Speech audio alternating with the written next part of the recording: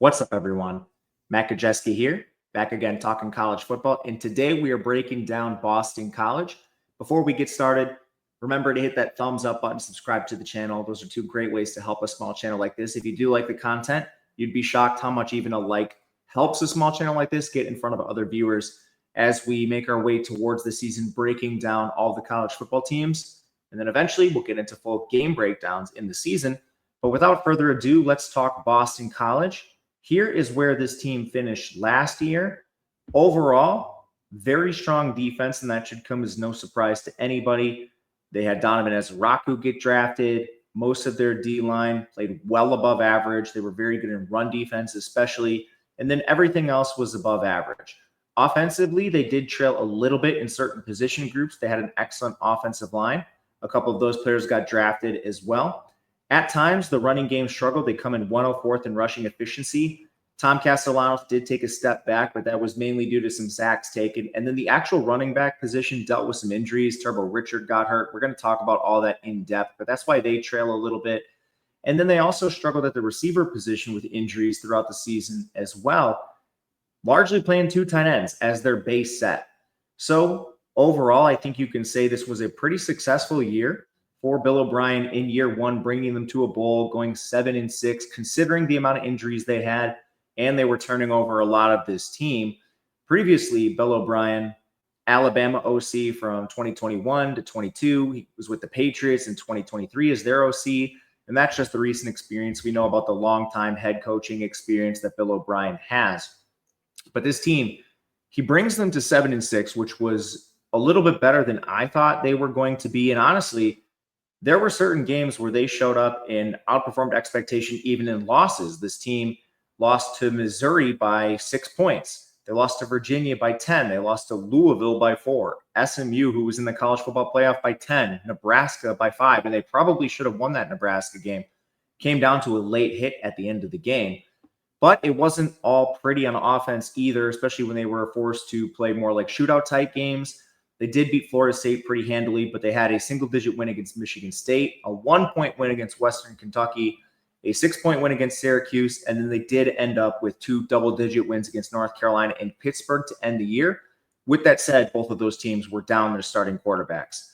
So it was a lot of single-digit games, and credit to Bill O'Brien for being able to coach a team through that had a little bit of turmoil through the season with Castellanos basically opting out and then the injuries. OC Will Lawing is back. He's been with Bill O'Brien for a while now. He was on the Alabama staff when O'Brien was. He was an analyst then. He was with the Patriots when Bill O'Brien was the OC there. Bill O'Brien calls the plays, so this is just kind of his right-hand man. Offense is going to be intact. Defense, they get back Tim Lewis. He was the DC last year. He actually coached in the UFL for a bit. He was the Arlington Renegades co-DC. And what he did last year, given their talent, was honestly eye-opening to me. He made Ezraku a complete monster and ultimately got drafted. So it's nice having continuity with the staff, which is going to be important because as we pivot over to talent acquisition, Boston College it's not an elite talent acquisition program. It's sort of a tricky coaching job because it's hard to recruit to the Northeast. This is the same thing for like Rutgers and some other schools up here. Their recruiting has been all over the board. This year, they're 59th. That's 14th in the ACC. Last year, they were 96th. That was 16th in the ACC. And then the year before that, they were 63rd, 12th in the ACC. So Bill O'Brien's not really doing a ton of recruiting that hasn't already been done. Their transfer classes are hovering around the top 50. This year, they're 67th. The year prior, 2024, they were 54th, and then they were 47th. But one thing that surprised me is this team has done a good job recruiting the talent they bring in. Retention numbers are very good for Boston College so far, 100% the last 2 seasons so far. And we know development has been honestly pretty good for this team. And you can bring that all the way back to the Hafley days before he moved on to become the Packers DC. So on paper, Boston College ends up being a frisky team more often than not because of their development. But let's see what this roster has in store for us this year. Here is our 2 deep. This is available in the link below. It's available in Discord if you want. But basically, we're trying to project a 2 deep roster. Who's actually going to play for this team? Who are the backups? Transfers are in yellow, the year they are in school to the right of that. Then we have the snaps they played the last 2 seasons. what recruit they were in terms of a star, and then an overall value score, which looks first at your recruitment, and then it takes a look at the snaps you played on the field. So the more snaps you played, the less it looks at that recruiting ranking. Think of this as like a Madden score, 50 being average, anything above that being good. If you were at like 90 or something, we're talking All-American type status. But we start with the QB position. Castellanos is out. So I'm going to refresh this quick. I don't know why that reconnecting's up there. There we go. All right. So Castellanos is out. Grayson James is back. He took over for Castellanos last season, started 5 games, and wasn't always pretty with him. He's a former FIU transfer. He struggled to hold on to the job at FIU. So him coming in and struggling at times wasn't the most surprising, but he ultimately did have decent stats, 64% completion percentage for 7.2 yards per attempt, 6 touchdowns, 2 interceptions. But they did come with 7 big-time throws and 9 turnover-worthy plays. Ran pretty hot to not have more turnovers. He's 6'3", 226, 2.1 yards per carry on a small sample. It's a lot of average with him, and I think if he has to start, we know what the offense can look like because we saw it last year. They can kind of game manage their way through with Grayson James, but there is a ceiling to this position with the Alabama transfer, 2023 4-star and 12th ranked QB in that class, Dylan Lonergan. He's 6'2", 214, only 8 pass attempts to his name. Alabama has a loaded QB room. This is just what happens at Alabama at times. We've seen it with teams like Georgia as well, where like Brock Vandagriff has to transfer. Now, hopefully Lonergan's a little bit better than Vandagriff, but still, he's inexperienced. But I think the bottom line with this QB room is Boston College is not in the running to recruit these kids out of high school. So him having some familiarity with Bill O'Brien from the Alabama days, recruited him, impressed this spring. I think the true ceiling to your QB position comes from Lonergan. Right now, this is a QB battle in name. I think Lonergan should win this job if he actually can live up to his recruitment. We'll see where it goes. But like I said, this is just not a quarterback prospect that Boston College can recruit out of high school. So getting him, it adds a ceiling to the position that we haven't seen in a little bit for this team. Going to running back, we mentioned it at the top of the show. They did battle injury. They used a committee for most of the season, and now the top 2 rushers from that committee are gone. That's Kai Robichaud and Trayshawn Ward. But Jordan McDonald played a fair amount. Turbo Richard played a fair amount before he got hurt. Starting with McDonald, he's a former UCF transfer. He only appeared in 6 games, but he still put up 361 rushing yards on 53 carries. That was 6.8 yards per carry. Caught 5 passes. He's 6'1", 227. Efficiency metrics, force missed tackles, yards after contact per attempt were all awesome for McDonald. Now we just need him to extrapolate that over a larger sample. He was more efficient than Richard, but interestingly, Turbo Richard played ahead of him for most of the season. He's 5'8", 200 pounds, rushed for 278 yards on 55 attempts. That ended up being 5.1 yards per carry, so a little less efficient than McDonald, but still 5 yards per carry is efficient in his own right. He caught 2 passes, and these 2 should provide a nice 1-2 punch for the offense at the very least. However, behind them, they have Detrell Jones and Alex Broom back, as well as a transfer. Vaughn Pemberton comes in from Ball State. Jones hasn't played much, just 3 snaps last year. Broom missed all of last season, but he played quite a bit the year prior in 23. He's a smaller back at 5'6", 183, but rushed for 289 yards. That's 4.8 yards per carry. And then Pemberton, he profiles as more of your bigger goal line back. He's 5'11", 240. Never was able to handle a large workload at Ball State, so I doubt he would be that kind of back here. We've actually seen backs that come from timeshares in low-level competition like Kai Robichaud have a lot of success in this offense. I think you could argue maybe the expectation should be a slight step back at running back because Robichaud and Ward were pretty efficient in their own right. But I think the flashes we saw from McDonald and Richard are enough to leave you optimistic with this backfield. If they take a step back, I'm not expecting it to be a big one. And I think there's honestly a chance that this backfield could take a step forward as long as they retain health and get an extra step from McDonald and Richard. This is it's a surprisingly good unit and a sneaky unit. At wide receiver, there's some untapped potential here. The top 2 pass catchers are back. And remember, we might be dealing with substantially better QB play if Lonergan lives up to potential. So let's just say that happens. Lewis Bond, the senior, 5'11", 199. He caught 67 balls for 689 yards and 3 scores in what at times was a one-dimensional offense, a run-based offense. He has 1,334 receiving yards and 10 touchdowns over the last 2 years. Played in and out of the slot. Last year, he was in the slot 56% of the time. His yards per route is good at 1.82. There's a chance you could be seeing a breakout season from Bond, given what he did in a worse situation last year. And then wide receiver 2, Reed Harris is back. Very different than Bond. He's a bigger receiver, 6'5", 229. And honestly, Lewis Bond was a great player, like in the slot underneath. Reed Harris, 28.6 yards per reception. He had 17 catches for 486 yards. That was mainly on the boundary. He played 67% of the time out there, only 1.68 yards per round. But he was a player that won downfield, which is evidenced by that yards per reception. I think immediately you have two pretty good receivers to start with here. And then they're also getting back Jaden Skeet, who played in just 8 games, 6'2", 191, caught 18 balls for 189 yards, played out wide 71% of the time. He should be your wide receiver 3 in base sets. But Boston College will move all of these guys around the formation. You're going to see them all play in the slot a little bit. You're going to see a lot of 12 personnel with this team. But that's a pretty good foundation at wide receiver to begin with.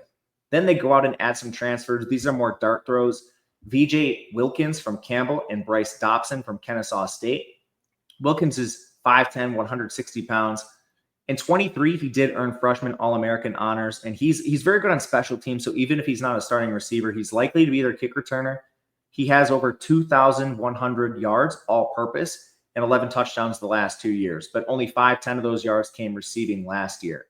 Dobson, I'm not sure what the vision is for him. He played at Kennesaw State, but he also is a part-time football player. He ran track at Kennesaw State. So I think maybe they view him as a situational deep threat if something happens to Reed Harris or something. We just haven't seen a lot of football out of him, so I'm not sure what you're going to get. Main depth pieces, Jonathan Montague Jr., he flashed a little bit last year. Came in as like an athlete quarterback type, but eventually has been moved full-time to receiver now. Ishmael Zamore, Nate Johnson, walk-on Luke McLaughlin all had to play a little bit. I think the most optimism probably is for Montague, but you never know with the rest of these players.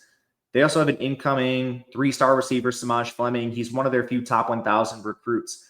But ultimately, this team doesn't have a lot of high-end talent at receiver, but I think there's some pretty reliable guys in this room to get you to at least a functional pass game. And last year we saw that sputter at times, especially towards the end of the year. Tight end, they lose Kamari Morales, but Jeremiah Franklin's back. Pretty good receiver for him, 27 catches, 311 yards. He played inline just 47% of the time. He's 6'3", 248. And he honestly blocked a lot more than he ran routes, which I think was probably a mistake. But I also think that was sort of the function of, all right, you had a lot of hurt receivers. You just probably had to play more 12 personnel than you wanted to and use them in blocking in the run game. But he was a better receiver than a blocker. That's a good place to start. Behind him, they add a pair of transfers, Ty Lockwood from Alabama and Zeke Moore from FAU. Lockwood's another 4-star redshirt sophomore. Like his former teammate, Lonergan, he hasn't played a lot, just 37 snaps, but he is a 4-star, typically not getting 4 stars at Boston College. 6'5", 239, only 1 catch. We'll see what he can do, expecting a larger role. Zeke Moore, I'm anticipating being more of a depth piece. He's 6'2", 235, but he only has 18 catches for 76 yards over the last 2 seasons. He graded out as a decent blocker, but his yards per route is absolutely horrendous. But his experience could be valuable with the amount of tight ends Boston College has played in the past, so we'll see what he gives them. At least they're stronger up top. Offensive line, this is a slight concern for me just because the talent that's gone. Their center, Drew Kendall, one of their tackles, Ozzie Trapilo, are gone. Those were the 2 best players on the offensive line. But they still do have a pretty good left side, starting with Jude Bowery. He was their starting left tackle last year, 728 snaps. 20 pressures allowed was pretty good for the amount of pass blocking attempts he had. Good in the run game, so he should be a solid left tackle. Left guard is Logan Taylor. He has 3 years of starting experience. He originally started with Virginia in 22. Before transferring to BC and starting the last 2 seasons. Last year, he was awesome. 15 pressures allowed, 0 sacks, above average run blocking metrics. That's going to lock down your left side. From there is where we start to have questions. First of all, who do they play at center? They did go out and add Tommy Matheson from Princeton, who's played a lot just at a lower level of competition. And he hasn't played center since 2022. The last 2 seasons, he's actually started at left guard. So I think there's some questions as to where he'll play, but center is certainly a position he could play. Only 11 QB pressures, good run blocking metrics. He does have to jump from the Ivy League to the ACC, so that's a question as well, but he's at least played center before. My presumed right guard, Dwayne Alec, has also played some center, so maybe they could flip-flop these guys or move them around. They both have interior versatility, but Alec, he had to play 411 snaps last year. He was much better as a run blocker than a pass blocker. He allowed 11 pressures on those snaps, but he has more starting experience. He started in 2022. Then he came off the bench in 23 before he filled in at times last year because of injury. They could move him around to find the best potential spot. And he also might get beat out by a depth piece. We'll mention a couple guys that are candidates for that. At right tackle, I think your favorite is Kevin Klein. He's in his 5th season with Boston College now, but he only has 339 snaps. When he's played, he's been good. Only 5 pressures allowed on 172 snaps last year. Above average on a small sample. Now, if he does end up starting, we just need to move that forward. But there will be a little bit of competition. Amir Johnson's a transfer from Merrimack who's gotten some hype. He played right away in the FCS as a freshman, but he profiles more as a guard. He allowed 13 pressures, but he really struggled in the run game. His overall offensive line blocking metrics came in the 48th percentile. But again, that was with Merrimack. We'll see what better coaching can do. A couple other candidates to play more. Ryan Mickow, he had 88 snaps last year. Eric Daughtery, he played 96 snaps last year. He previously was on defense, so not a ton of development from him. Michael Kraus, Jack Funk, those are a couple other deep pieces that might end up playing a little bit more. I kind of just have blind faith in Boston College on the offensive line after what they've done, not just with the Hafley coaching staff, but last year as well. They've routinely turned 3-stars into actual NFL pros. So the very worst, I think you're dealing with a slight step back on the offensive line, but they might be just as good as last year. It's really that right side that has to gel. Figuring out where you're going to put Klein, Alec, what transfers they're going to play. That'll get determined in the summer. Defense, they were awesome last year. They're losing a lot up front. It's going to be very difficult to replace this with Donovan Ezraku in the NFL. Nito Akpala's gone. Those are your 2 edge rushers. Your 2 main defensive tackles are gone. Cam Horsley, George Rooks. Those were great players too. They were really good run defenders. So there's a lot that needs to be replaced here. Starting with the edge, Quintavious Hutchins does have 411 snaps to his name. He was pretty good as just a solid pass rusher. He was 3rd on the team with 25 QB pressures. Not the best run defender, but he's a solid returning starter that at least gives you one edge position you can rely on. The second most experienced edge is Edwin Kolenge, who played 71 snaps last year, but he did log 239 in 2023 along with 10 pressures. A little more experience than most depth pieces, but there's a good chance they need to rely on Josiah Griffin. He played 20 snaps last year. Jason Flint played 14. Because they're transfers, they bring in 4 of them, but they're all really low level. And when you're talking about D2, FCS transfers, sometimes these players develop into elite players like, a Jared Verse is an example of this with Florida State previously. But sometimes they're better left to the bench. There's a reason some of these guys weren't recruited, but luckily they took a stab on 4 of them. The first one is Onye Nwosisi from Valparaiso. He played 834 snaps the last 2 years and 56 pressures in that span, good run defense numbers. So he's at least been hyper productive on those snaps. He is a candidate to play. Mekhi Byerson is not of this ilk. He actually went to West Virginia, played 3 snaps his freshman season, but he's a top 1,000 recruit. Those aren't the easiest to get at Boston College. So I think he has a chance to potentially take a step forward.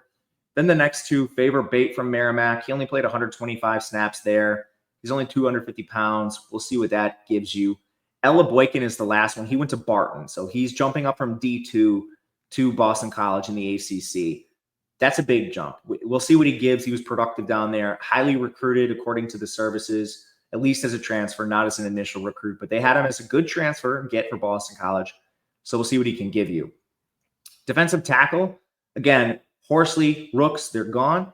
So they have a pair of deeper contributors back, Owen Stoudemire and Cedarius McConnell. Stoudemire played 285 snaps last year, played 421 the year prior. He's been pretty average for the most part, which is not a bad thing. You can expect a step forward from a lot of these players.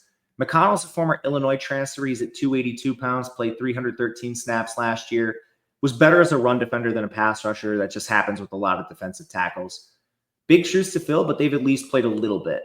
From there, they also added 3 more transfers on the interior. Chris Marable Jr. from Wake Forest, Chuck Nato from Elon, and Michael Bumpus from Brown. Marable only has 48 snaps to his name, but he's 293 pounds. He'll be coming from Wake Forest in conference, so we'll see what he gives you.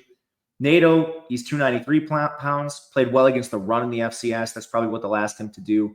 Bumpus is my biggest concern. He's only 270, didn't log above average in the Ivy League, so we'll see what he gives you, but probably just a rotational guy. If those transfers fail, they do have a couple other players worth mentioning. Quan Williams and Ty Clements have each played a little bit, and I think the defensive line, it's probably going to be a little worse just because you can't lose that many guys. But we'll see. I mean, they've developed these players so well. So maybe we shouldn't be projecting a huge step back. There's just a lot of questions. I think at the very least, at least you have some players that have been in rotation for this team year over year. At linebacker, Boston College returns Devion Crouch. They do lose Cam Arnold, who was basically started the better part of 4 years for that team. But Crouch was third on the team in tackles at 77, good run defender, very good as a blitzer. In coverage, he allowed a 69% completion percentage for 218 yards and 2 touchdowns. He had 5 PBUs, though, so Crouch was a pretty good starter at linebacker. I think he's going to hold down that main position. The second one is probably Owen McGowan. He played 258 snaps last year, and he started 2 games before he suffered a season-ending injury in Week 11. He was above average on those snaps. 28 tackles. Linebackers should be good up front. They also go out and they add Michigan 3-star, high 3-star Jason Hewlett. He played 8 snaps for Michigan before coming over. And then some deeper guys. Jalen Blackwell has 131 snaps. Pale Faoa has 13 snaps. They might be asked to play a little bit. They lost another depth piece in Bryce Steele to the transfer portal. So they're a little thin, but you at least have 2 guys with some experience up top. Even if replacing a guy like Cam Arnold, who started for a lot of the last 4 years, is going to be tough. However, they will probably have a little extra time because their defensive backfield should be a real strength. Basically, everyone is back other than their nickel corner. That starts with boundary corner Max Tucker. He was a first-year starter last year, 621 snaps, only a 58% completion percentage, 2 interceptions, 2 PBUs. He did allow a couple big plays, 443 yards into his coverage, but he was above average the entire season. He should hold down one spot. The other boundary corner, I think, will return to Amari Jackson, who got hurt in Week 6. He also started in 2023 with 721 snaps, but prior to his injury last year, 61% completion, only 192 yards, 1 interception, 3 PBUs. He was an awesome starter prior to injury. And if for whatever reason he's not quite ready, which would be unexpected, his injury allowed Ashton McShane to play 417 snaps, and he was above average as well. 60% completion percentage, 306 yards, 5 PBUs for him. Maybe they move one of these corners into the slot because they do have to replace Kari Johnson. But ultimately, you have a depth of talent at corner up top. And even in the slot, Cameron Martinez, he played 228 snaps in the slot last year. He's a former Ohio State 4-star. He did struggle a little bit in coverage, but it was a very small sample. And then if one of these guys can't find their way into the slot, I mean, that's 4 guys with some slot experience. They still have Isaiah Fares. He's flashed a lot in the spring. Charlie Comella, Sayer Torrance is a high recruit from the last couple cycles. There's a lot of names in depth at corner specifically. Then going to safety, KP Price returns. You could argue outside of Ezraku, he was the best defender on the team. He led the team with 85 tackles, solid coverage numbers, 57% completion percentage in his coverage, 180 yards, 2 interceptions, 4 PBUs. He did give up 4 scores, but he didn't give up a lot of big plays. A lot of these came towards the end zone. KP Price is an awesome player, and I would argue he's the best returner on the entire defense. Carter Davis played alongside him, 620 snaps. He was 4th on the team with 52 tackles, also pretty good in coverage. He had a higher completion percentage allowed at 74%, but he did a better job keeping things in front of him. He didn't allow any touchdowns. He had 3 interceptions and 2 PBUs. Great safety tandem, and they also have Omar Thornton. He had 3 starts last year, 258 snaps. He was a little below average, but he also was just a freshman. So now you have another player coming back with experience. Maybe he could even move in the slot if you want to give some 3 safety looks, which is certainly a possibility for Boston College. At kicker, they technically are returning Liam Connor. He's played sparingly the last 2 years, and I don't know. He's been up and down. He's 68 of 72 on extra points. He's 13 of 18 on field goals. He's only 6 of 10 on 40 plus, and he's never made anything beyond 50 yards. At first glance, this doesn't look fantastic, but you never know. They kept him for a reason. Maybe he gets beat out even. I mean, we'll see what happens with the kicking game for Boston College. But overall, given what they were losing coming into the season, I was a little bit scared what this roster was going to look like. But honestly, the snaps and the ceiling they bring in with transfers like Lonergan, some of the 4-stars, as well as they had more returning production on defense than I thought. And then the secondary should be very good. I'm a little more optimistic in Boston College than I was coming into the video and the breakdown. But all this is going to depend on schedule as usual. Let's pivot over there and take a look at what they have to face this year. Whoops, I always do that. Sorry, guys. There we go. They open up against Fordham. Should be an easy non-conference game, one that they take down. They have a road trip to Michigan State, which is by no means easy, East Lansing. Michigan State should be a little better this year, but still that should be a toss-up game. Notre Dame's the hard one. You're going to play at home at least, but Notre Dame is going to be a sizable favorite in this game. Lastly, UConn. UConn is a decent G5 team, but this still should be a game Boston College wins easily. At the worst, I think you're looking at 2-2, and this very easily could be a 3-1 season, depending on how Michigan State pans out. There's a ton of questions with that roster. In conference, they did not get a lot of favors. Really, the only thing is they dodged Miami, but they have to face Clemson, SMU, Georgia Tech, Louisville. Those are all teams at the top of the conference. But I will say they do play a lot of the bottom. Stanford, Cal, and Syracuse are towards the bottom, and Boston College, that is, should be pretty clear favorites over those teams, or at the very least be close competitive. And ultimately, this leads me to think this is a pretty hard schedule because, like a Michigan State game, I would much rather have that at home. Notre Dame, you're almost certainly going to lose. And then how close is Boston College to Clemson, SMU, Georgia Tech, Louisville? I mean, if they were to drop all 5 of those games, including Notre Dame, you can't slip up twice. If you slip up 2 more times, you're looking at not hitting a bowl. Right now, I think the most likely outcome for Boston College is something between 5 and 7 wins. And how they can put together their offense with a new 4-star quarterback, a new 4-star tight end, returning receivers, I think is going to go a long way to that.